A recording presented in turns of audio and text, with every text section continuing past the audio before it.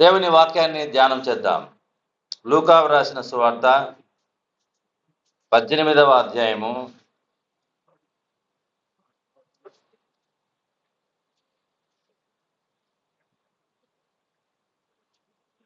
35వ వచనం నుంచి మనం చదువుకుందామండి.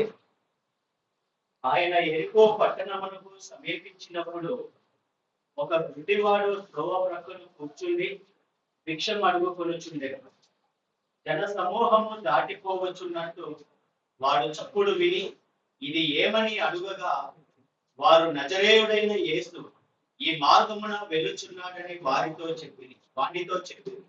అప్పుడు వాడు, యేసు, దావీదు కుమారుడా, నన్ను కరుణించుమని కేకలు వేయగా ఊరకుండమని ముందర నడుచుచుండిన వారు వానిని గద్దించారు. కానీ వాడు మరీ ఎక్కువగా, దావీదు కుమారుడా, నన్ను కరుణించుమని కేకలు వేసెను. అంతటా యేసు నిలిచి వానిని తన యొద్దకు తీసుకొని రమ్మనెను.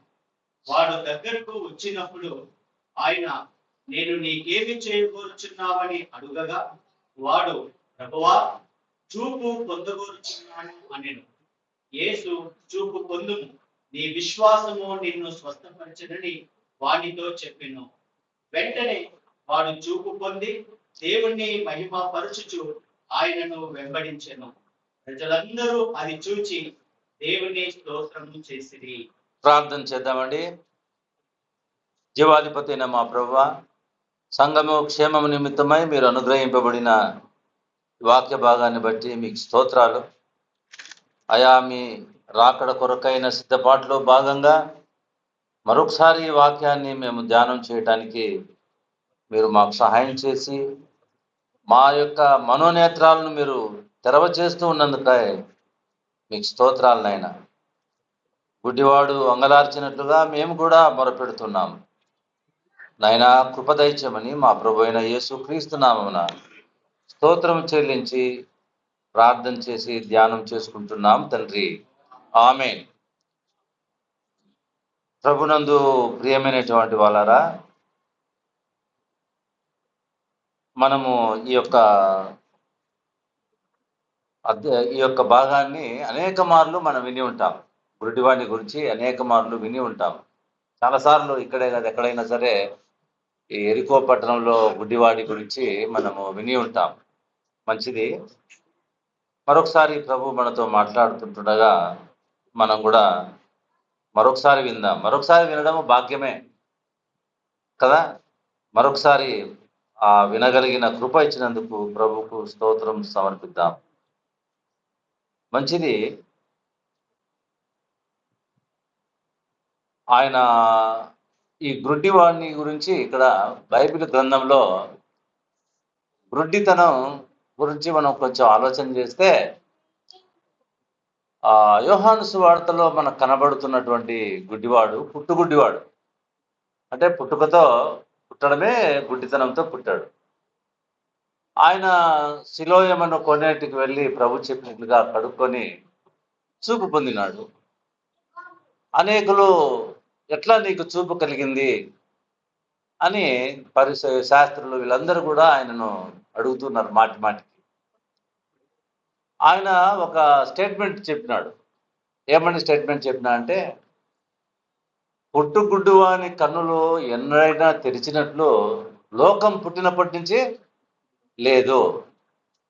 చూడండి ఆ మాట, యోహాను సువార్త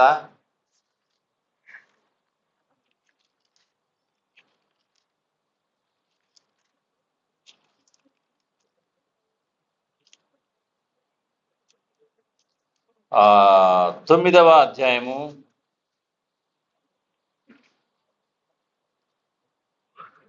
31వ వచనం. దేవుడు పాపుల మనవి ఆలకింపడని ఎరుగుదుము. ఎవడైనను దైవభక్తుడై ఉండి ఆయన చిత్తము చొప్పున జరిగించిన ఎడల ఆయన వాని మనవి ఆలకించును. ఎవరి మనవి ఆలకిస్తాడంట? పాపుల మనవి ఆలకించాడు, దేవుని భక్తుల మనవి ఆలకిస్తున్నాడని ఆయన చెబుతూ ఏమంటున్నాడు?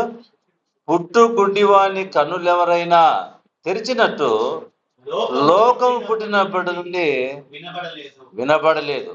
ఈయన దేవుని యొద్ద నుండి వచ్చిన వాడు. చూడండి, ఈయన ఎవరంటున్నాడు? గుడ్డివాడు. ఎందుకు? లోకం పుట్టినప్పటి నుంచి గుడ్డివాని కన్నులు తెరిచినట్లు ఎక్కడా వ్రాయబడలేదు. అసలు వినబడలేదు, వ్రాయబడలేదు కాదు, వినబడలేదు. ఈ గుడ్డితనం దేన్ని చూపిస్తుంది? దేవుని వాక్యానుసారముగా అంటే పాపాన్ని చూపిస్తా ఉంది. అందుకనే ప్రభు పుట్టుకకు లేఖనాలు ఏం చెప్తున్నాయంటే, లూకా రాసిన సువార్త కొంచెం మీకు అర్థం కావడానికి, లూకా రాసిన సువార్త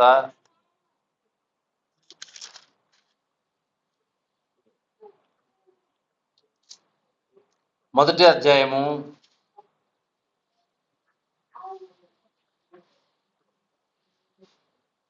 79వ వచనం చివరి వచనం నుంచి 79 చివరి లైన్, చీకటిలోను మరణ ఛాయలోను.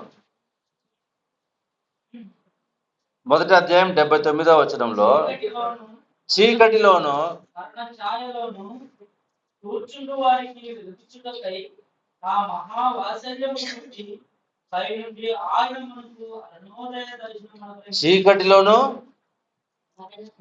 మరణ ఛాయలోను.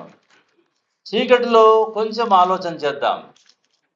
చీకటిలో ఉండడం, నిరీక్షణ లేక ఉండటం.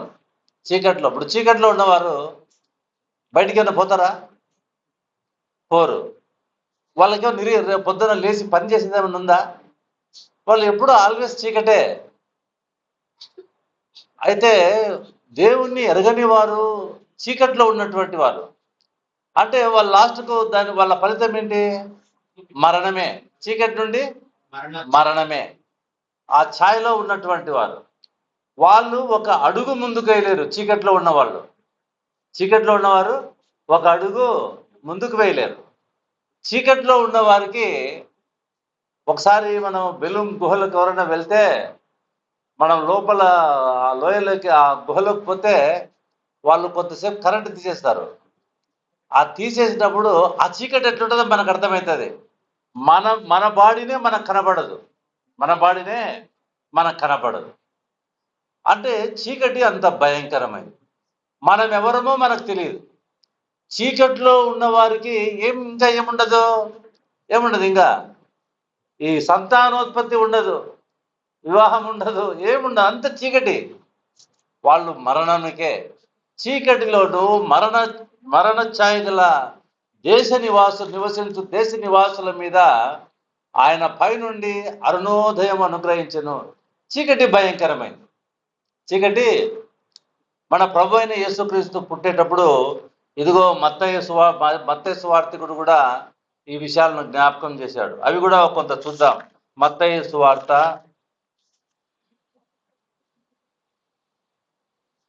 4వ అధ్యాయము 16వ వచనం చదువుకుందాం. నజరేతు విడిచి జెబూలూను నఫ్తాలి అను దేశముల ప్రాంతములలో సముద్ర తీరమందరి కపెర్నహూమునకు వచ్చి కాపురముండెను.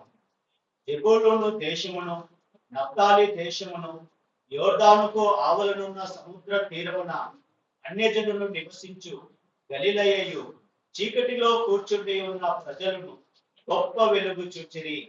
మరణ ప్రదేశములను మరణ ఛాయలోను కూర్చుండి ఉన్న వారికి వెలుగు ఉదయించెను. చూడండి, వెలుగు, గొప్ప వెలుగును చూచిరి అని రాయబడింది. గొప్ప వెలుగు అంటే అర్థం ఏంటి? గొప్ప వెలుగు అంటే, ఇప్పుడు ఈ లైట్ ఉంది, మనము మన ఇష్టం వచ్చినప్పుడు ఆఫ్ చేసుకోవచ్చును, ఆన్ చేసుకోవచ్చును. ఈ వెలుగు కొంతవరకే పరిమితం, ఇది మన చేతుల్లో ఉండేది. అయితే గొప్ప వెలుగు అది ఆగిపోనిది. అందుకనే వాళ్ళు ఏమి గొప్ప వెలుగును చూచిరంటే అర్థం ఏంటంటే, వాళ్ళ జీవాన్ని వాళ్ళు చూసుకోగలిగినారు, వాళ్ళు ఎవరో వాళ్ళు తెలుసుకోగలిగినారు, వారు ఎంత పాపులో వాళ్ళు తెలుసుకోగలిగినారు. పాపం నుండి జీవంలోనికి రావడానికి మనం ఏం చేయాలో దేవుడు వారికి నేర్పించినాడు. అదే గొప్ప వెలుగు అంటే. కాబట్టి ప్రభునందు ప్రియమైనటువంటి వాళ్ళరా, మనం చదువుకున్నటువంటి ఈ వాక్య భాగంలో పుట్టుగుడ్డి వారు ఒక రకంగా దేవుని వాక్యానుసారంగా శాపగ్రస్తులుగా ఎంచబడినటువంటి వారు. వారికి ఏమి లోకం కనబడదు. వారు శరీరకంగా గుడ్డివారై ఉండి వారికి ఏమీ తెలియదు. కాబట్టి ఇక్కడ యెరికో పట్టణంలో గుడ్డివారిని బాగు చేయడం అనేది ఒక గొప్ప కార్యం. గుడ్డివారు ఎందరో ప్రభు దగ్గరికి వచ్చి వాళ్ళకు వచ్చి మేలు పొందినారు, కానీ గుడ్డివారు ప్రభు దగ్గరికి వచ్చినట్లుగా మనకు కనపడదు. గుడ్డివారిని ఎవరో ఒకరు ప్రభు దగ్గరికి తీసుకొచ్చినట్లుగా కనపడతా ఉంది. కానీ ఈ గుడ్డివాడు తనకు తానుగా ప్రభువా నన్ను కనికరించు అని కేకలు వేసినటువంటి వాడు ఈ గుడ్డివాడే. ఆయన నిలిచి అని రాయబడింది. ఎవరైనా సరే వారి స్థితిని వారు ఎరిగి వారు కేకలు వేస్తే ఆయన నిలుస్తాడు అని ఈ వాక్యం ద్వారా మనం గమనించవచ్చు. ఆయన నిలిచి. కాబట్టి ప్రభునందు ప్రియమైనటువంటి వాళ్ళారా, మన ప్రభు అయిన యేసుక్రీస్తు పరిచర్యను ముగించి ఆయన మరణించడానికి గాను తిరిగి లేవడానికి గాను యెరూషలేం వెళ్తూ ఉన్నాడు. యెరూషలేం వెళ్తూ శిష్యులకు కూడా ఈ విషయాలు, చాలా జనసమూహం ఆయన వెంబడి వస్తూ ఉన్నారు. శిష్యులకు కూడా ఈ విషయాలు చెప్పాడు, కానీ వాళ్ళకు తెలియకుండా అవి మరుగు చేయబడ్డాయి. మనుషులకు సంబంధించి ఆయన చేసిన గొప్ప కార్యం ఇది చివరిది. మొట్టమొదటి కార్యం ప్రజల కొరకు నీళ్లను ద్రాక్షరసంగా మార్చేసినాడు. ఇక్కడ ఆయన మరణం కొరకు వెళుతుండగా ఆయన చేసినటువంటి చివరి అద్భుతం ఇదే, మనుషులకు సంబంధించి. తర్వాత అంజూరపు చెట్టును శపించినాడు, అది ఎండిపోయింది. ఏమండి, ఈ కార్యాలు జరిగినాయి. కానీ మనుషులకు సంబంధించి గొప్ప కార్యాన్ని మన ప్రభు ఇక్కడ చేసినట్లుగా ఆయన ప్రయాణంలో చివరి అద్భుతం, చివరి అద్భుతం. ఆ చివరి అద్భుతంలో గొప్ప పాఠం. చివరి అద్భుతం ఏమిరా అంటే గుడ్డివాని కళ్ళు తెరవ చేయడమే. గుడ్డివాని కన్నులు అంటే గుడ్డివారు చూపు పొందడము అసాధ్యం, అసాధ్యం. అందుకనే వాడు అంటున్నాడు, ఏమంటున్నాడు ఆ యోహాను సువార్తలో, గుడ్డివాడు లోకం పుట్టినప్పటి నుంచి గుడ్డివారు చూపు పొందినట్లు వినపడలేదు. ఈ రోజు నేను చూపు పొందినానంటే ఈయన నిజంగా దేవుడే అన్నది అక్కడ స్టేట్మెంట్. కాబట్టి ప్రియులరా, ఈ గుడ్డివాడిది దాదాపు చివరి అద్భుతంగా మనము గుడ్డివాడు చూపు పొందడం అంటే గుడ్డివాడు బాగు కావడం ఎంత అసాధ్యమైన దాన్ని ప్రభు వాడి కన్నులకు చూపించాడో, అలాగనే నుంచి నీతిమంతులుగా తీర్చబడ్డాం. అసాధ్యమా కాదా? అసాధ్యమే. ఈ కార్యాన్ని మనకు అర్థం చేయించడానికే పరిశుద్ధాత్మ దేవుడు వీటిని గ్రంథస్థం చేసి పెట్టాడు. ఆ గుడ్డివాడు చూపు పొందినాడు, మాకు కూడా ఈరోజు చూపు కలగాలని ప్రార్థన చేయడానికి కాదు. ఒకవేళ అందరికీ చూపు కలిగేటట్లే ఆయన ఉద్దేశం అయితే ఇక గ్రంథస్థం చేయబడాల్సిన అవసరం లేదు. ఎందుకంటే ఆయన దగ్గరకు వచ్చిన వాళ్ళందరూ చూపు పొందుతూనే ఉంటారు కదా, అందుకోసం రాయబడలేదు. ఆయన దైవత్వాన్ని, ఆయన కార్యాన్ని ఆయన యందు మనం గమనించడానికే ఇవి గ్రంథస్థం చేసి పెట్టాడు. గుడ్డివాడు చూపు పొందాడు. ఆ గుడ్డివాడి కంటే భయంకరమైన మనము ఎటువంటి వారమో తెలుసునా? పాపముల చేత, అపరాధముల చేత చచ్చినటువంటి వారం. మనలను బాగు చేయడం అసాధ్యం. అటువంటి స్టేటస్లో ఉన్నటువంటి వారం మనం. అటువంటి స్టేటస్లో ఉన్నటువంటి వారం గుడ్డివాడు చూపు పొందడం. కాబట్టి ప్రభునందు ప్రియులారా, అటువంటి స్టేటస్లో మనం ఉన్నాం. అసాధ్యం అండి, అసాధ్యం. ఎంత అసాధ్యం అంటే కీర్తనల గ్రంథము 49వ దావీదు కీర్తన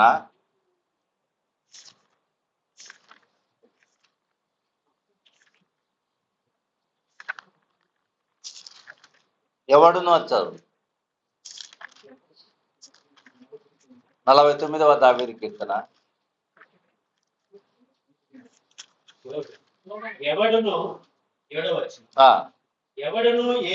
ఎవడును ఏ విధము చేతనైనను తన సహోదరుని విమోచింపలేడు. చూడండి, మన రక్షణ మనం ఎంత గుడ్డితనంలో ఉన్నామో, ఎవడును ఏ విధము చేతనైనను తన సహోదరుని, మనమందరం బాగానే కనపడుతున్నాం కదా. కానీ లేఖన భాగం ఏం చెప్తుందంటే విమోచింపలేడు. అంటే మనం అర్థమేమి?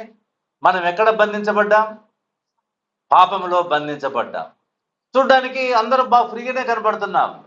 నీకు నాకు కనపడకుండా, ఇప్పుడు మనకి ఏదైనా జబ్బు వస్తే వెంటనే డాక్టర్ దగ్గరికి పరిగెడతాం, కనపడుతుంది కాబట్టి. మనం ఎందుకు ప్రభు దగ్గరికి రావటం లేదు? పాపం అనే జబ్బు మనకు కనపడటం లేదు. అది కనపడే కాలం ఎప్పుడు? ఇదిగో ప్రభు దగ్గరికి ఆ రక్షింపబడిన వారు మాత్రమే వెళ్తున్నారు. అప్పుడు కనబడి అవి రొమ్ము కొట్టుకోవడానికి అవకాశం ఉంది, కానీ రక్షింపబడటానికి అవకాశం లేదు. ప్రభునందు ప్రియ సహోదరుడా, ప్రియ సహోదరి, ఎవడును ఏ విధం చేతనైనను తన సహోదరుణ్ణి విమోచింపలేడు. వాడు కుళ్ళు చూడక వాడు కుళ్ళు చూడక నిత్యము బ్రతుకున్నట్లు వాడి నిమిత్తము దేవుని సన్నిధిని ప్రాయశ్చిత్తము చేయగల వాడు కుళ్ళు చూడక, నేను చదువుతాను వినండి, వాడు కుళ్ళు చూడక నిత్యము బ్రతుకున్నట్లు దేవుని సన్నిధిని వాని నిమిత్తము ప్రాయశ్చిత్తం చేసేటువంటి వాడు ఎవడునూ లేడు. మన కొరకు మనలను పాపము నుండి ఆ జీవంలోనికి నడిపించడానికి ఎవరైనా ఒక మధ్యవర్తి వచ్చి, ఇదో ఈ అమ్మాయి బదులు నేను ఏదైనా చేస్తాను, మంచి కార్యం చేస్తాను, ఈ పాపను విడిపించు పాపంలో నుంచి అని ప్రాయశ్చిత్తం చేసేవాడు ఎవడునూ లేడు. గుడ్డితనము కంటే భయంకరమైంది పాపం. ఆ గుడ్డి వాడిని బాగు చేసి ప్రభు సాక్ష్యం ఇస్తున్నాడు, పాపులను రక్షించడానికి నేను లోకమునకు వచ్చిన మాట సత్యమైనది అని తెలియజేస్తున్నాడు. పాపులను రక్షించడానికి క్రీస్తు యేసు లోకమునకు వచ్చిన మాట నమ్మదగినది. మిగిలిన మాటలు ఆయన రోగులను బాగు చేయడానికి వచ్చాడన్నది ఆ మాట అక్కడ రాయబడలేదు. రోగం లేని మానవుడు లోకంలో ఎవరు లేరు. ఉన్నారు ఎవరైనా? రోగంలో సంపూర్ణ ఆరోగ్యవంతుడు ఎవరైనా ఉన్నారా? లేరండి. అయ్యా అమ్మ, అయితే ప్రభువునందు నీతిమంతులైన వారు భూమి మీద ఉన్నారు. ఇది గొప్ప కార్యం. ఒకవేళ వాళ్ళకు రోగం ఉండవచ్చును, ఒకవేళ వాళ్ళు పేదవారు ఉండవచ్చును, వాళ్ళు దుఃఖంలో ఉండవచ్చును. అయితే వాళ్ళు ఎవరంట? వారు నీతిమంతులుగా తీర్చబడిరి. ఎవడును తన సహోదరుని కొరకు ఏం చేయలేడంట? ప్రాయశ్చిత్తం చేసేవాడు ఎవరు లేరు.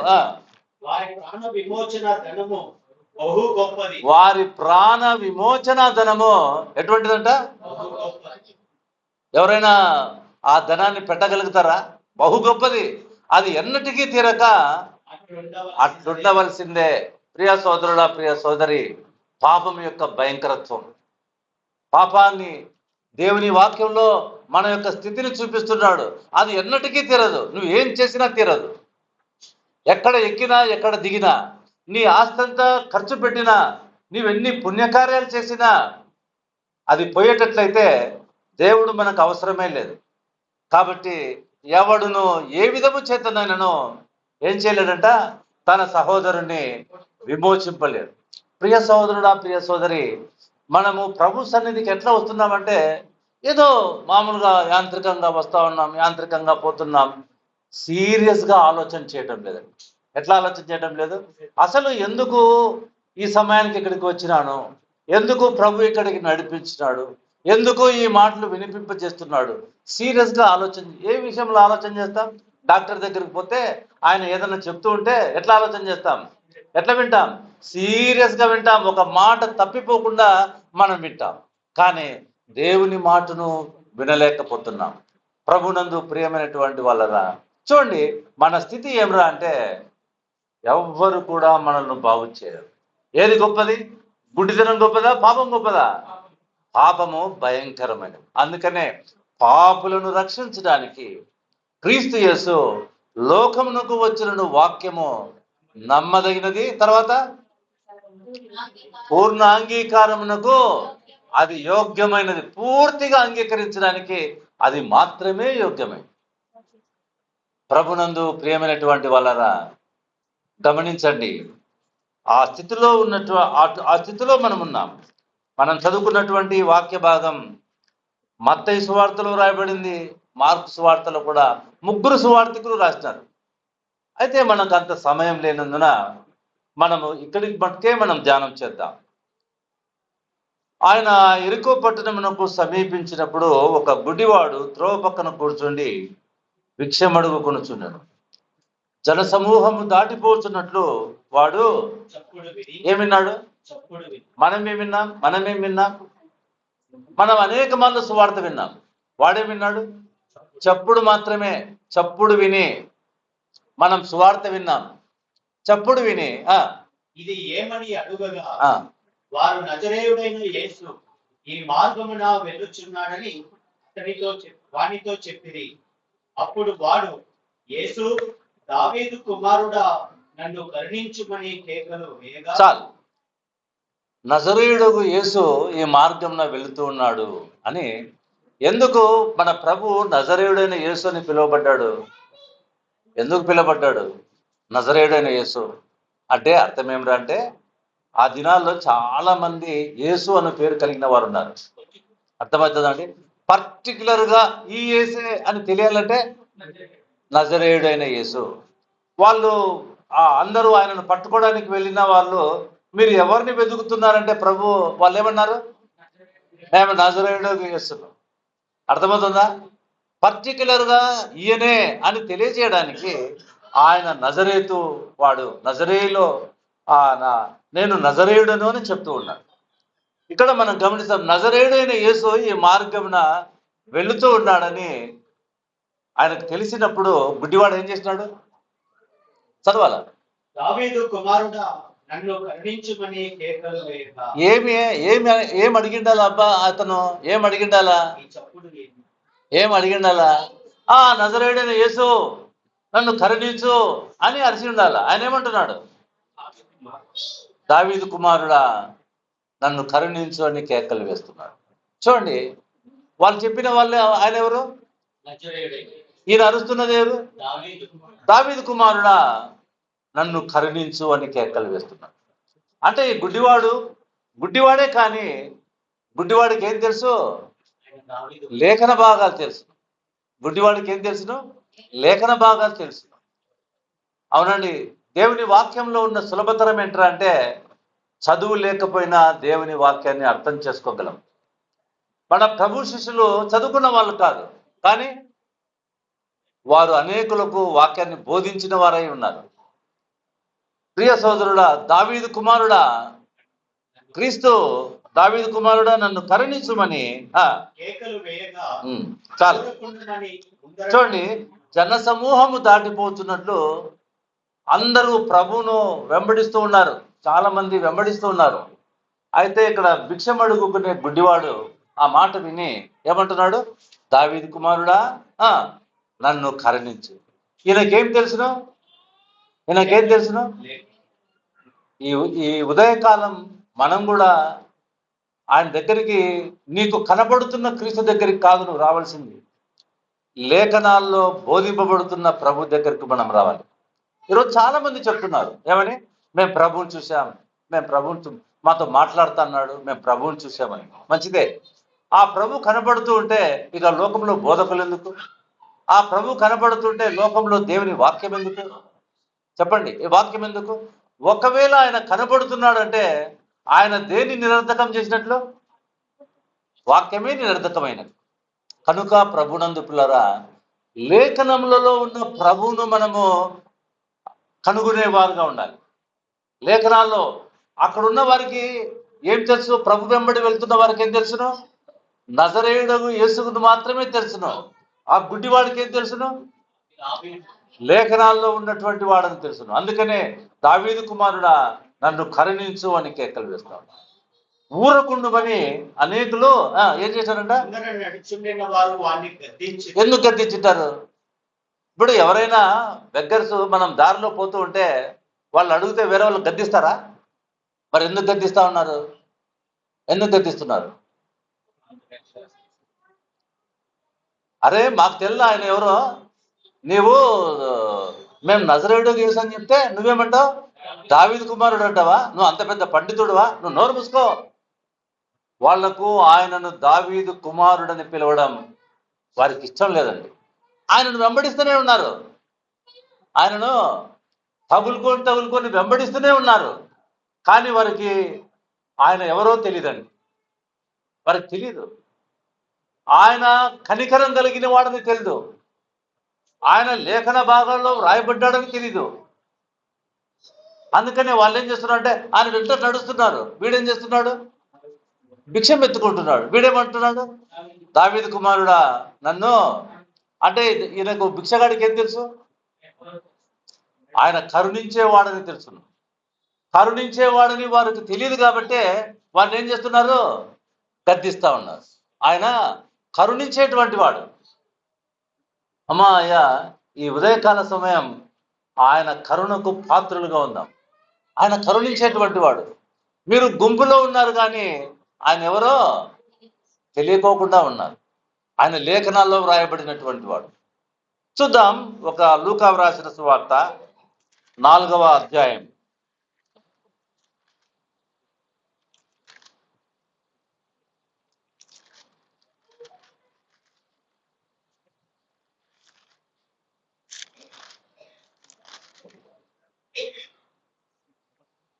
17వ వచనం చదువుకుందాం. ప్రవక్త అయిన యెషయా ఆయన చేతికి ఇవ్వబడెను. ఆయన గ్రంథము విప్పగా ప్రభువు ఆత్మ నా మీద ఉన్నది, పేదలకు సువార్త ప్రకటించుటకై ఆయన నన్ను అభిషేకించెను. చెరలో ఉన్న వారికి విడుదలను, గుడ్డివారికి చూపును కలుగునని, ప్రకటించుటకును, నలిగిన వారికి విడిపించుటకును, ప్రభువు హితవస్త్రమును ప్రకటించుటకును ఆయన నన్ను పంపినాడు. ఈ మాటలు ఎవరు రాసినారు? ప్రవక్త అయిన యెషయా. ఎప్పుడు రాసినాడు?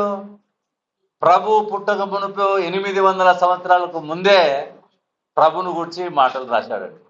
ప్రభువు దావీదు కుమారుడుగా లోకంలో పుడతాడని ఇర్మియా భక్తుడు కూడా రాశాడండి. ఇవి ఎరిగినటువంటి ఆ గుడ్డివాడు ఏమంటున్నాడు? వెంటనే దావీదు కుమారుడా నన్ను కరుణించు. ఆయన కరుణించేటువంటి వాడని తెలుసు. ఆ గుంపులో ఉన్న వారికి ఏం తెలియదు? వారికి ఏమీ తెలియదు. నువ్వు గుంపులో ఉన్నావా?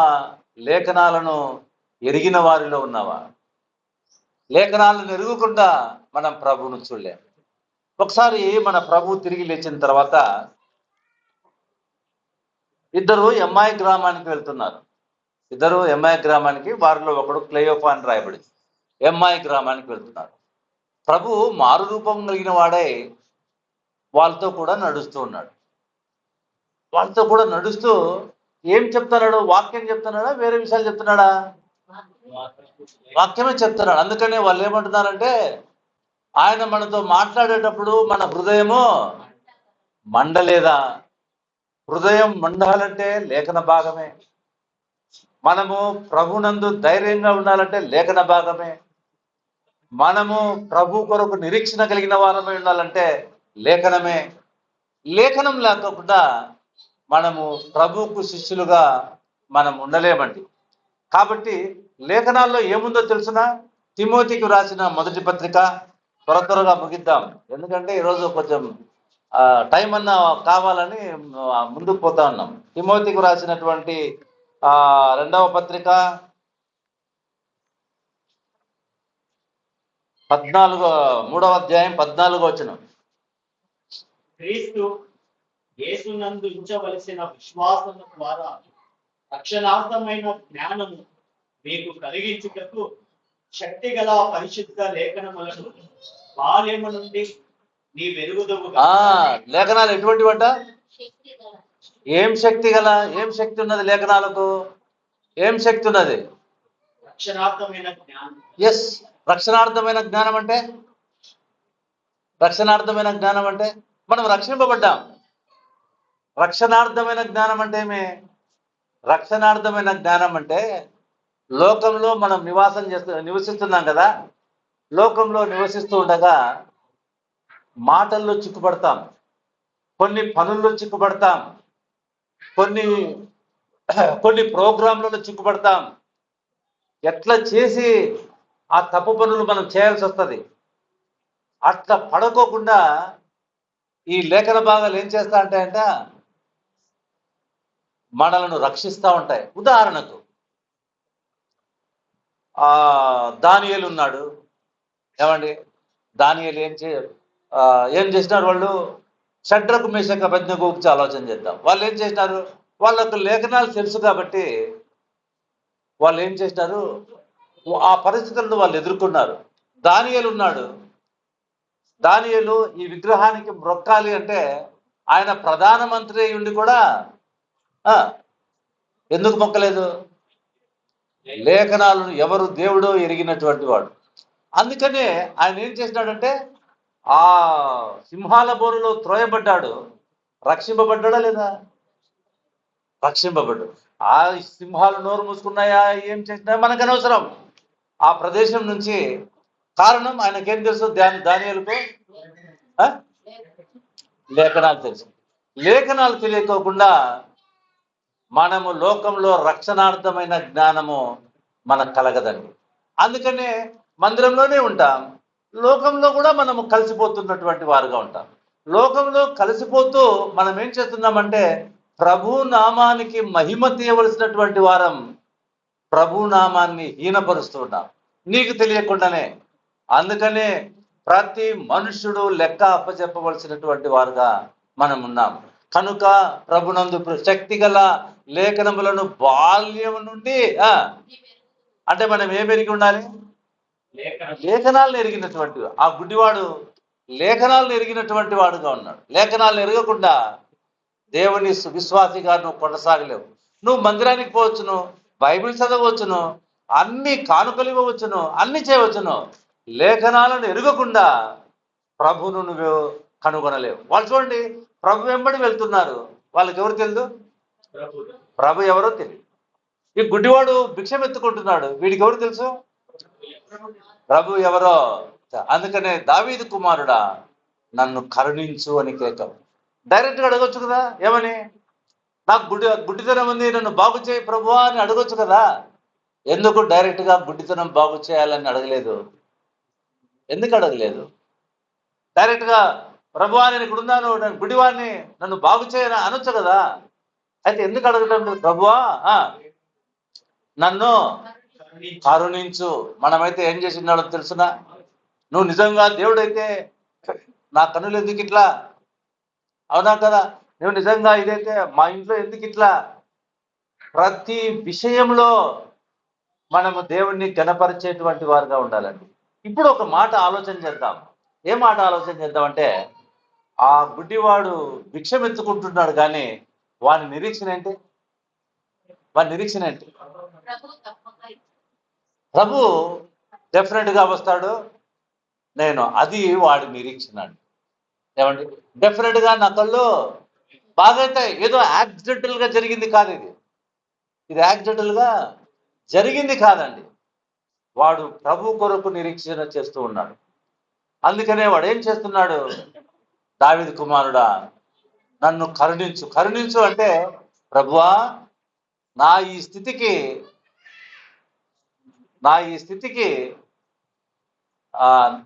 నేనే బాధ్యుని. ఎవరిది తప్పు కాదు. ప్రభువా నువ్వు నన్ను కనికరిస్తే నాకు బాగు చేయి అంతానా కదా. మనము ఇప్పుడు మన పాపం నుండి మనము విడిపించడానికి, రక్షింపబడ్డానికి మనం ఏమన్నా నీతి కార్యాలు చేసినామా? మనం ఏమన్నా మంచివారమా? లోకంలో అందరం పాపం చేసినటువంటి వారమే. కానీ ప్రభు ఏం చేసినాడు? మనలను కనికరించి మన కొరకు ఈ లోకంలోనికి వచ్చి మన పాపంలో కొరకై ఆయన చనిపోయి సమాధి చేయబడినాడు. నీవు నేను మనము మంచివారమని ప్రభు మనం రక్షించలేదండి. అసలు క్షమించడానికి మనము పాత్రులమే కాదు. అటువంటి మనకు అదే సందర్భంలో ఈ గుడ్డివాడు కూడా బాగు కావడానికి యోగ్యుడు కాదా? యోగ్యుడు కానే కాదండి. అందుకనే కరుణించు అంటున్నాడు. ఆ యోగ్యుడు అనుకో, అప్పుడు ఆయన ఏమని ఉండేవాడు? ప్రభువా నా కన్నులు తెరువు అంటుండే. ప్రభువా నన్ను కరుణించు. ఆయన కరుణించు అని అడిగే వారికి నిలిచేటువంటి వాడు. కాబట్టి అందరూ వాడిని గద్దిస్తున్నారు. ఏంది మాకు తెలీదా ఈయన ఎవరో? ఈయన నజరేయుడైన యేసు. నువ్వేంది దావీదు కుమారుడు అంటున్నావు? ఈయన ఎవరు? ఆ వడ్లవాణి కుమారుడు. ఈయన అక్క చెల్లెలందరూ ఈడే ఉన్నారు, నువ్వు ఇట్లే నడుస్తున్నావు. అందరూ గద్దిస్తున్నారు. కానీ వాడేం చేస్తున్నాడు? ఆగిపోయాడా? ఆగిపోలేదండి. సత్యం కొరకు, సత్యం మనం ఎరిగిన తర్వాత మనం ఆగిపోయేటువంటి వారుగా ఉండడానికి వీల్లేదండి. ఒకవేళ మందిరంలో ఎవరు లేకుండా పోవచ్చును, ఒక్కరే ఉండవచ్చును. ప్రభునందు పిల్లరా, ఆ సత్యాన్ని కలిగి నీకు కలిగిన దాన్ని నీవు గట్టిగా పట్టుకొని ప్రభు కొరకు నిరీక్షించు. ఎందుకంటే ఇక్కడ గుంపు కోసం కాదు మనం ప్రయత్నం, మనమందరము సంఘముగా ప్రభునందు ఆకాశమందు ఎత్తబడటానికి మనము నిరీక్షిస్తున్నాం. కనుక ప్రభునందు ప్రియమైనటువంటి వాళ్ళరా, ఆ ఎమ్మాయి గ్రామం దగ్గరికి వెళ్తున్నటువంటి వారితో ప్రభు లేఖనాలు మాట్లాడుతున్నాడు. అంటే ఏం మాట్లాడుతున్నాడు? వాళ్ళు ప్రభును మరి లేదంటే ప్రభు మారురూపం కాకుండా డైరెక్ట్గా వాళ్ళ దగ్గర నిలబడింటే ఏదో నేనే లేచిన అనొచ్చు కదా, వాళ్ళ దుఃఖాన్ని తీసివేసి ఉండొచ్చు కదా. దుఃఖం పోవాలి అంటే లేఖనాలు ఎరిగి ఉండాలి. అందుకనే ప్రభు వారు లేఖనాలు ఎరిగేటట్టుగా వారితో మారు రూపం కలిగిన వాడే వారితో నడిచినాడు. మనం కూడా లేఖనాలు ఎరిగేటట్టుగా లూకా రాసిన సువార్త చివరి అధ్యాయం చదువుకున్నాం. త్వరగానే ముగిద్దామండి.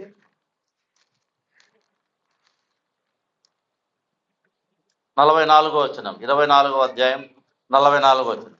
అంతటా ఆయన మోషే ధర్మశాస్త్రములోను ప్రవక్తల గ్రంథములలోను కీర్తనలలోను నన్ను గూర్చి వ్రాయబడినవన్నీ నెరవేరవలెనని నేను మీ యొద్ద ఉండినప్పుడు మీతో చెప్పిన మాటలు నెరవేరినవని వారితో చెప్పెను.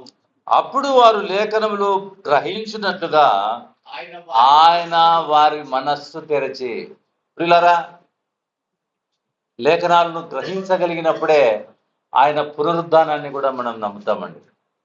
కాబట్టి లేఖనాలు నెరిగినటువంటి గుడ్డివాడు, దావీదు కుమారుడా నన్ను కరుణించు. వెంటనే ప్రభు నిలిచి, చూడండి, ఆయన నిలిచి 49వ వచనం, 18వ అధ్యాయం 49వ వచనం, 40వ వచనం. అంతటా యేసు నిలిచి వానిని తన యొద్దకు తీసుకొని రమ్మనెను. వాడు దగ్గరకు వచ్చినప్పుడు ఆయన, నేను నీకేమి చేయగోరుచున్నావని అడుగగా వాడు, ప్రభువా చూపు పొందగోరుచున్నాను అడిను. ప్రభునందు పిల్లరా, ప్రభు అడుగుతున్నాడు. ఏమడుగుతున్నాడు? అతని దగ్గరికి పిలిచి, నేను నీకేం చేయాలని కోరుతున్నావు నువ్వు? ఎందుకట్లా అడుగుతున్నాడు? వాడికి ఏం తెలుసును? ఆ గుడ్డివాడికి అసాధ్యమైన కార్యాన్ని ఎవరైనా అడుగుతారా? నాకు చూపు దయచేయమని ఎవరైనా అడుగుతారా? ఈయన ఏమడుగుతున్నాడు? నాకు చూపు దయచేయ అంటున్నాడు. అంటే ప్రభువుని గురించి ఏం తెలుసు? ఆయన సృష్టికర్త అని తెలుసు. ఆయన సృష్టికి కర్త. మనలో ఉన్న లోపాలను బట్టి, మనకున్న స్థితిని బట్టి దేవుడు అన్యాయస్తుడు అని చెప్పడానికి కూడా వీల్లేదండి. రోమీయులకు రాసిన పత్రికలో రాయబడింది, దేవుని అన్యాయం కలదా? అట్లా అనరాదు. అంటే అర్థం ఏంటి? అట్లా అనడానికి వీలుంటే ఆయన స్తోత్రమునకు పాత్రుడు కాకుండా ఉంటాడండి. ఆయన ఏది తప్పు పొరపాటు చేయడండి. కనుక ప్రభునందు ప్రియమైనటువంటి వాళ్ళరా, ఏమడుగుతున్నాడు? ప్రభువా, వాళ్ళు ప్రభు వెంట వెళ్తున్నారు కానీ ఆయన ఎవరో తెలియదు. కానీ ఈయనకి ఎవరు తెలుసును? ఆయన సృష్టికి కర్త. ఎంత గొప్ప భాగ్యం! గుడ్డివాడే కావచ్చునండి, కానీ లేఖనాలను ఎరిగి ఉండటం ఎంత భాగ్యమో. లేఖనాలను ఎరగకపోవడం ఎంత దౌర్భాగ్యమో. ఈరోజు లేఖనాలపైన ఆధారపడేటువంటి వారు, లేఖనాలపైన ఆధారపడనటువంటి వారు అద్భుతాల మీద, దర్శనాల మీద, ఏమండి, అవన్నీ వాక్యంలో రాయబడనివ్వండి, వాటన్నిటి మీద వారు ఆధారపడతారు. లేఖనాల మీద ఆధారపడినటువంటి వారు నిజమైన ప్రభువును వారు కనుగొని, లేఖనం లేకోకుండా నీవు కలిగి ఉన్న రక్షణ నిజమైనది కూడా నువ్వు గ్రహించలేవు. చాలా మంది అనుకుంటున్నారు ఏమని, ఓ నేను రక్షింపబడ్డాను. నీవు అనుకుంటున్నావు, ప్రభు నీకు సాక్ష్యం ఇచ్చినాడా నువ్వు రక్షింపబడ్డావని? నేను ఆరోగ్యవంతుణ్ణి అని నేను అనుకుంటే పొరపాటు. నాకు ఎవరు చెప్పాలా నీకు అంత బాగుందని? ఆ డాక్టర్ నీకు చెప్పాడా? నీకు నీవే నేను చచ్చిపోతున్నాను, డబ్బులు ఇస్తున్నాను, గుళ్ళు కట్టించినాను, అన్ని చేస్తున్నాను, నేను పొరపాటు. ఒకని ఎదుట సరి అయినదిగా కనబడే మార్గం కలదు, తుదకది మరణం. ఎప్పుడు కింద మరణానికి చివరి వరకు తెలియదు, వాడు గుడ్డివాడుగానే ఉంటాడు. ఆలోచన చేయండి. వారికి ఆయన సృష్టికర్త అని, అందుకనే ఎట్లా అడుగుతున్నాడు, ప్రభువా నాకు చూపు దయచేయి. ఎంత ఏమైనా డౌట్ పడుతున్నాడా? ఏం లేదండి, డౌటే పడడం లేదు. అయితే ఆయన సృష్టికర్త అని నీవు ఎరిగినటువంటి వాడిగా ఉన్నావా? ఒక సందర్భం చెప్తా. ఒక సందర్భం ఏమంటే, ప్రభు వెంబడి గుంపుగా వస్తా ఉన్నారు. ప్రభు వారిని చూసి, అయ్యో మన యుద్ధ ఇంతమంది ఉన్నారే, ఎవరితోనైనా ఆహారం ఉంటే చెప్పండి, అందరికీ పంచి పెడదాం. 5 రొట్టెలు 2 చేపలు. ఏమండి, అందరూ ఆహారాన్ని భుజించినారండి.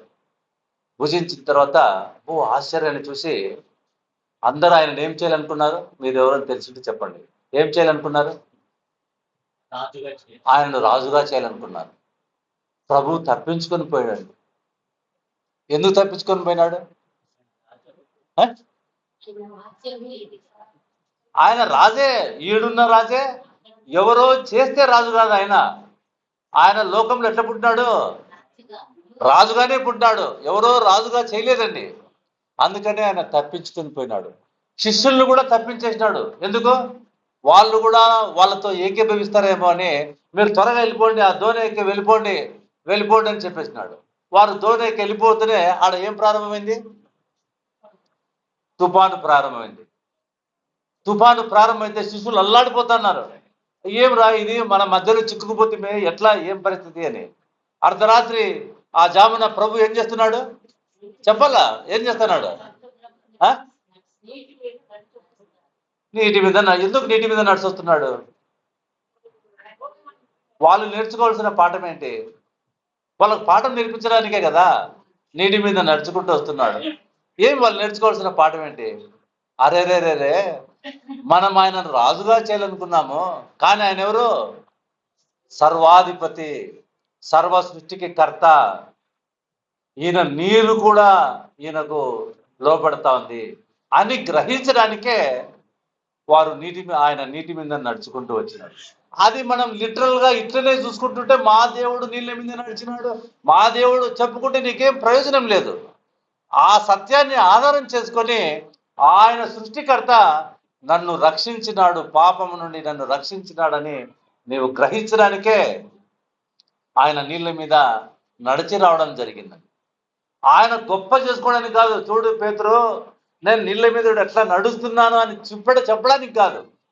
ఆయన వారు పాఠం నేర్చుకోవడానికి. ఈ ఉదయకాలం నువ్వు పాఠం నేర్చుకుంటున్నావా? ఆలోచన చేద్దాం.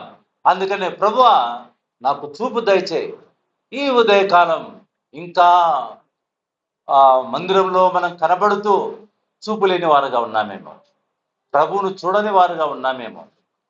ప్రభువా నా పాపంలో కొరకై ఆ గుడ్డివాడిని బాగు చేసి నా కళ్ళు తెరిపించిన నాయన. నేను కూడా ఆత్మీయంగా ఇంతవరకు సువార్త నమ్మలేదు నాయన. నేను క్రైస్తవుడినే. నేను ఎవరిని? సంఘంలో సభ్యత్వం కలిగిన వాడినే. నేను ఇంకా ఏం నమ్మలే? సువార్తను నమ్మకుండా ఎవరు దేవుని పిల్లలుగా మార్చబడరండి. క్రైస్తవులకు పుట్టినంత మాత్రాన క్రైస్తవులు కాదండి. అర్థమవుతుందండి? ఎవరైనా సరే ఏం కావాలా? క్రైస్తవుడు కావాలి. బైబిల్లో క్రైస్తవులు అయిన వారు రాయబడినారు, కానీ క్రైస్తవులుగా పుట్టిన వారి గురించి దేవుని వాక్యంలో రాయబడలేదండి. ఎవరైనా సరే క్రైస్తవుడు కావాలి. క్రైస్తవుడుగా పుట్టినవాడు ఎవ్వరూ లేరండి. ఎవరైనా సరే క్రీస్తును నమ్మాలండి, సువార్తను నమ్మాలి. ఆ సువార్త ఏంటి? ఆ గుడ్డివాడు ఏం చేశాడు? ప్రభువా నాకు చూపు దయచేయమంటున్నాడు. ప్రభు వెంటనే ఏమంటున్నాడు? చూపు పొందము, నీ విశ్వాసము. నిన్ను స్వస్థపరిచినని విశ్వాసము దేనికి సంబంధించింది? విశ్వాసము స్వస్థతకు సంబంధించింది కాదు. విశ్వాసము రక్షణకు సంబంధించింది, స్వస్థతకు సంబంధించింది కాదు. మరి విశ్వాసం దేనికి? రక్షణకు సంబంధించింది. నీ విశ్వాసము నిన్ను స్వస్థపరిచి ఏమని విశ్వాసం ఇచ్చినాడు ఆయన? ఆయన రక్షకుడు, ఆయన సృష్టికి కర్త, ఆయన చేయగలడు. అవునా కదా?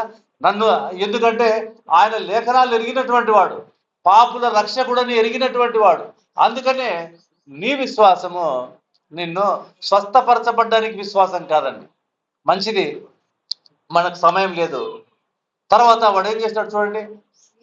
వెంటనే వాడు చూపు పొంది దేవుని మహిమపరచుచు ఆయనను వెంబడించెను. వెంటనే వాడు చూపు పొంది. ఎప్పుడు? వెంటనే ఏమి టైం ఏం తీసుకోలేదే. సువార్తను నమ్మితే నువ్వు ఎక్కడ ఉన్నా ఇప్పుడే నువ్వు రక్షింపబడతావండి. దానికి టైం డ్యూరేషన్ ఏమీ లేదండి. అది చెప్పడానికే వెంటనే వాడు చూపు పొంది ఆయన వెంట వెళ్ళాను. ఒకవేళ నీకే చూపు వచ్చింటే నువ్వు ఎక్కడికి వెళ్తాంటివి? నువ్వు ఎక్కడికి వెళ్తాంటి? చెప్పాలా మీరు ఎవరైనా? మా వాళ్ళందరి దగ్గరికి పోతానని వెనక్కి వెళ్ళిండేవాడు. అవునా కదా? కానీ వాడు ఏం చేస్తున్నాడు? ఎందుకు చూపడిగినాడు? ఆయనను వెంబడించడానికి చూపడిగినాడు. అర్థమవుతుందా అండి? ఆయనను వెంబడించడానికి చూపు పొందాలని. అందుకనే వెంటనే ఆయన చూపు పొంది ఆయనను వెంబడించెను. ప్రజలందరూ అది చూచి దేవుని స్తోత్రము చేసేది. ఏది చూసినారు? ఏం చూసినారు? చూపు పొందుట ఆయన వెంబడించు. కరెక్ట్, గట్టిగా చెప్పాలా? కొంచెం చెప్పు రేవతి, గట్టిగా చెప్పు. ఆయనను వెంబడించడం, వాళ్ళకు గుడ్డితనం బాగా కావడం కంటే వాడిని చూసి ఆశ్చర్యపోయినారు. అమ్మా, వీడు ఇంటికి పరిగెత్తుకోకుండా, ఇంకొక చోటికి వెళ్ళకోకుండా వీడు చూడు ప్రభువును వెంబడిస్తా అన్నాడు. అంటే వాడిని చూపు ఎందుకు అడిగినాడు? వాడు ప్రభువును వెంబడించడానికి. ఈరోజు మనం ఏంటి అడుగుతున్నాం? ఎందుకు అడుగుతున్నాం? మన కొరక ప్రభువును వెంబడించడానికి? చెప్పండి, ఆలోచన చేయండి. అందుకనే ప్రభునందు ప్రియమైనటువంటి వాళ్ళరా, మనకున్న సువార్త ఏంటంటే క్రీస్తు మన పాపముల నిమిత్తమై మృతి పొందెను, సమాధి చేయబడెను, తిరిగి 3వ దినాన లేపబడెను. ఆయన మన పాపముల కొరకై మృతి పొందినాడు కాబట్టి మన పాపములకు క్షమాపణ కలిగింది. ఆయన తిరిగి లేచినాడు కాబట్టి మన పాపములకు క్షమాపణ కలిగిందన్న రుజువు ఆయన తిరిగి లేచడం ద్వారా మనకు కలిగింది.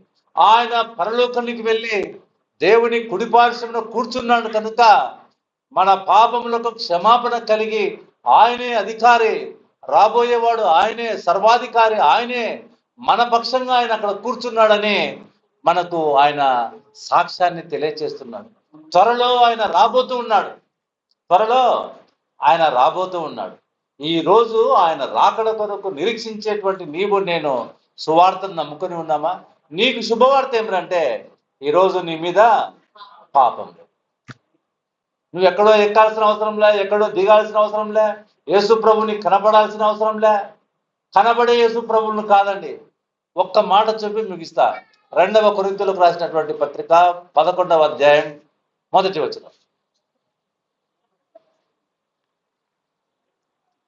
కొంచెం అవివేకముగా నేను మాట్లాడినను మీరు సహింపవలెనని కోరుచున్నాను. నన్ను గురించి మీరు ఎలాగైనా సహించుడి.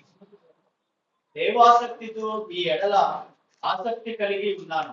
ఎందుకనగా పవిత్రురాలైన కన్యకులుగా ఒక్కడే పురుషునికి అనగా క్రీస్తుకు సమర్పింపవలెనని మిమ్మల్ని ప్రదానము చేసి తిని గాని సర్పము తన కుయుక్తి చేత అవ్వను మోసపరిచినట్లు మీ మనస్సులను చెరపబడి క్రీస్తు ఎడలనున్న సరళత నుండి పవిత్రత నుండి ఎట్లయినను పోవునేమో అని భయపడుచున్నాను. ఏలయనగా వచ్చినవాడు ఎవడైనను, ఎవరు వచ్చినవాడు ఎవడైనను మేము ప్రకటింపని మరి యొక్క యేసును.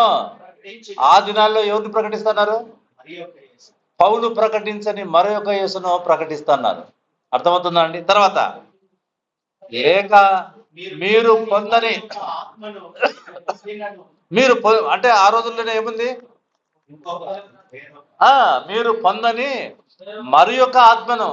ఈ ఆత్మల వివేచన మీకుందా? అందుకనే వచ్చిన వాడు ఎవడైనానో మేము ప్రకటింపని, అంటే ప్రభువులు ప్రకటించే యేసు ఎవరు చెప్పాలా? పౌలు ప్రకటించే యేసు ఎవరు?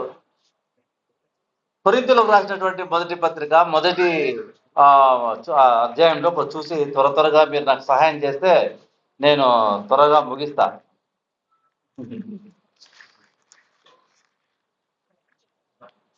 మొదటి అధ్యాయము 24వ వచనం. ఆయన యూదులకు ఆటంకముగాను అన్యజనులకు వెర్రితనముగాను ఉన్నాడు. కానీ యూదులకేమి క్రీస్తు దేశస్థులకేమి పిలువబడిన వారికే క్రీస్తు దేవుని శక్తియును దేవుని జ్ఞానమునై ఉన్నాడు. సారీ 22వ వచనం చదువు. యూదులు సూచక్రియలు చేయమని అడుగుతున్నారు, క్రీస్తు దేశస్థులు జ్ఞానము వెదుగుచున్నారు. అయితే మేము సిలువ వేయబడిన క్రీస్తును ఎవరిని ప్రకటిస్తున్నారంట? ఇప్పుడు ఇక్కడ రాయబడింది కదా 11వ అధ్యాయంలో 2వ మేము ప్రకటింపని మరి యొక్క యేసు. ఆయన ఎవరు? ఇప్పుడు మీరు సులభంగా చెప్పొచ్చు. ఆయన ఎవరు? సిలువ వేయబడని ఆ సిలువ వేయబడిన క్రీస్తు ఎవరు? వాళ్ళకు కనబడుతున్న క్రీస్తు. అర్థమవుతుందా అండి? వాళ్ళతో ఎక్కడి నుంచో రహస్యంగా మాట్లాడుతున్న క్రీస్తు. అర్థమవుతుందా? వాళ్ళను పేరు పెట్టి పిలుస్తున్న యేసు. వాళ్ళకేం కనపడటంలే. అందుకనే పౌలు అంటున్నాడు, యూదులు సూచక్రియలు అడుగుతున్నారు, గ్రీసు దేశస్తులు జ్ఞానాన్ని వెతుకుతున్నారు, మేమైతే సిలువ వేయబడిన క్రీస్తును ప్రకటిస్తున్నాం. మేము ప్రకటింపని మరి ఒక యేసును ప్రకటించినాను. మరి ఒక యేసు ఉన్నాడా? ఉన్నాడు. తర్వాత మరి ఒక ఆత్మ ఉందా? ఉంది. చదవండి అది. చదువు బ్రదర్ త్వరగా. మీరు పొందని మరి ఒక ఆత్మ మీరు పొందినను మీరు అంగీకరింపని మరి ఒక సువార్త ఏంటది? మరి ఒక సువార్త సిలువ వేయబడిన సువార్త వేరు. సువార్తనే సిలువ వేయబడ్డాం. కానీ మరి ఒక సువార్త ఏంది? యేసు ప్రభువుని నమ్ముకుంటే పిల్లలు పుడతారు, యేసు ప్రభువుని నమ్ముకుంటే ఆరోగ్యాలు వస్తాయి, యేసు ప్రభు మనల్ని అన్నింటిలో నుంచి నడిపిస్తాడు, విడిపిస్తాడు, బాడీగార్డుగా. ఇదే కదా వాళ్ళకు సువార్త. ఇంకా చాలా వివరం ఉంది దాంట్లో చెప్పడానికి, మనకంత సమయం లేదు. కాబట్టి మీరు అంగీకరింపని మరి ఒక యేసును మీరు అంగీకరించినను మీరు వారిని గూర్చి సహించుగా యుక్తమే. తర్వాత అదే 11వ అధ్యాయంలో 2వ కొరింథీయులకు రాసినటువంటి పత్రిక 11వ అధ్యాయంలో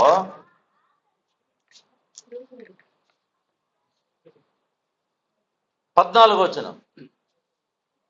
ఇది ఆశ్చర్యము కాదు, సాతాను తానే వెలుగుదూత వేషము ధరించుకొనుచున్నాడు కనుక వాని పరిచారకులను నీతి పరిచారకుల వేషము ధరించుకుంటా గొప్ప సంగతి కాదు. ఇది ఆశ్చర్యం కాదు. సాతానుడు ఏం చేసినాడంట? వెలుగుదూత వేషం. వినండి.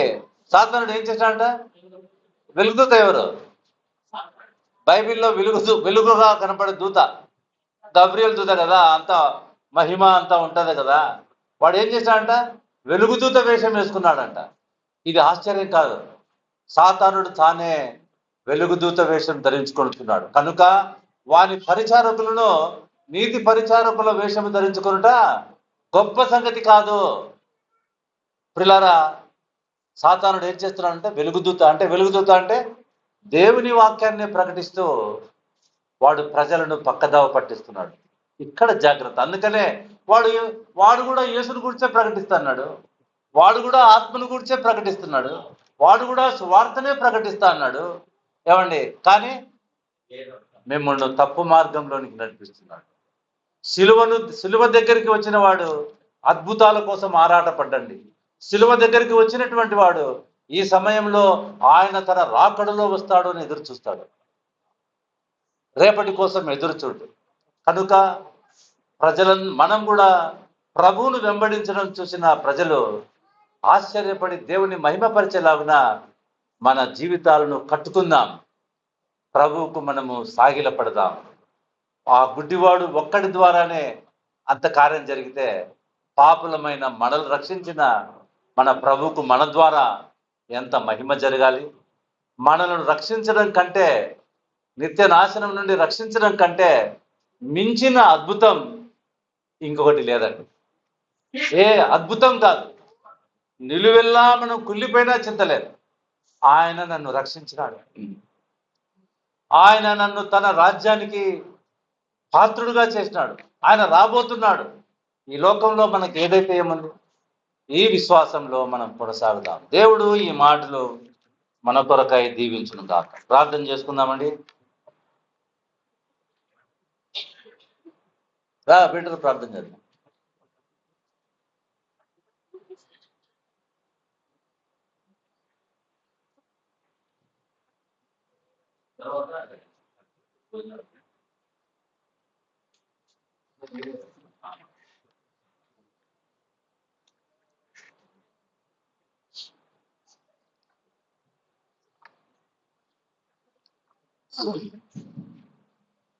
ప్రార్థన. మమ్మల్ని మిక్కిలిగా ప్రేమించుచున్న అత్యంత కృపగలిగిన దేవ, మీ ఘనమైన నామమునకు స్తోత్రములు తండ్రి.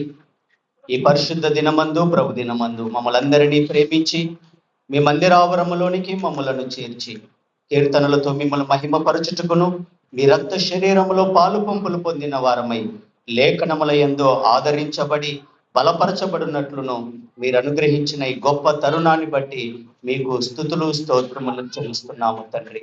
నిజమైన ప్రభువా, లేఖన భాగముల యందు నా తండ్రి గుడ్డివాణ్ణి గూర్చినటువంటి వాక్య ధ్యానము మేము చేసి అనేక పాఠములు నేర్చుకున్నట్లు మీరు దయచూపినందులకై మీకు స్తోత్రాలు చెల్లిస్తున్నాము తండ్రి.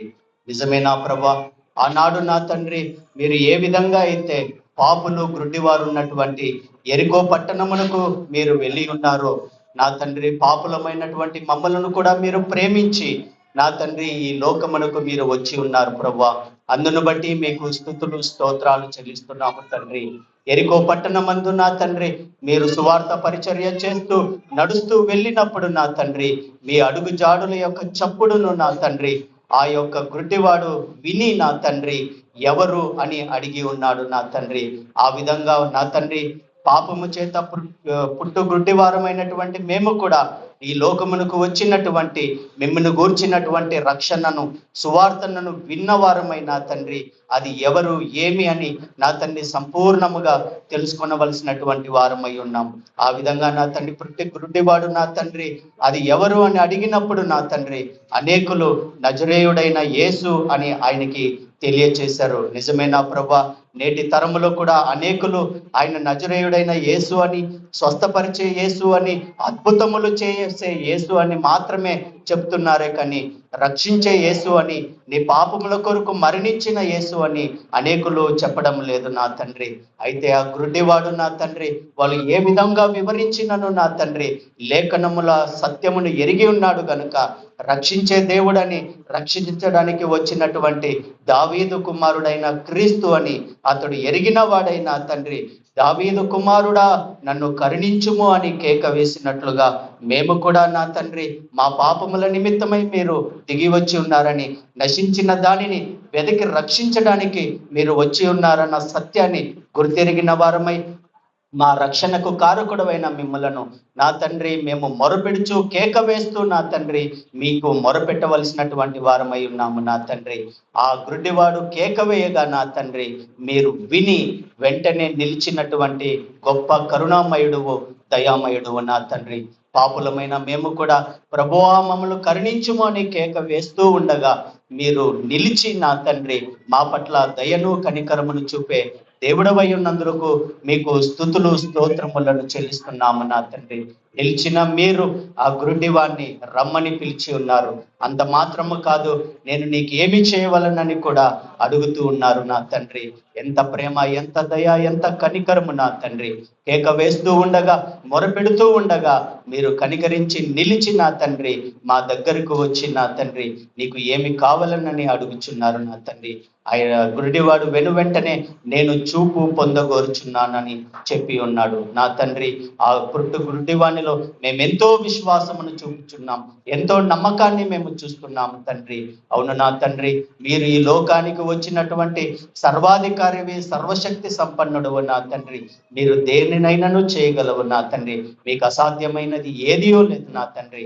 ఆ సత్యాన్ని గుర్తెరిగినటువంటి మేము నా తండ్రి, పాపపు యొక్క గుడ్డితనము చేత మేము నా తండ్రి నశించిపోచుండగా, మనోనేత్రములకు గుడ్డితనము కలిగి ఉండగా నా తండ్రి, మీరు స్వస్థపరిచే దేవుడవై ఉన్నందులకు మీకు స్తోత్రాలు.